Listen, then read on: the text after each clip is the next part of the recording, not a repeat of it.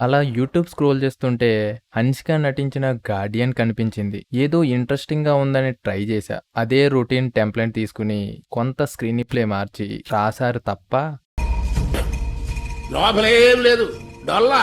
Horror సినిమాలకి బలం horror elements. భయపెట్టి థ్రిల్ చేసి జంప్ స్కేర్స్‌తో ఉండాలి. కానీ ఈ సినిమాలో అలా లేదు. దానికి పూర్తిగా భిన్నంగా ఉంది. అసలు హీరోయిన్ కథ ఎలా ఒప్పుకుందో, లారెన్స్ గారు కాంచనాతో అదే టెంప్లేట్ తీసుకుని 3 పార్టులు లాగారు. కథ విషయంలో ఏదో సంథింగ్ ఇంట్రెస్టింగ్ పాయింట్ పెట్టి సినిమాలు తీశారు. విలన్ ఏదో రకంగా ఒకరిని చంపేయడం, ఆమె ఆత్మ వచ్చి వేరే వాళ్ళ బాడీ తీసుకుని వాళ్ళని చంపేయడం, ఇదే టెంప్లెట్ చూసి చూసి విసుగొస్తుంది. లేదంటే హారర్ ఎలిమెంట్స్‌కి కామెడీని యాడ్ చేయడం.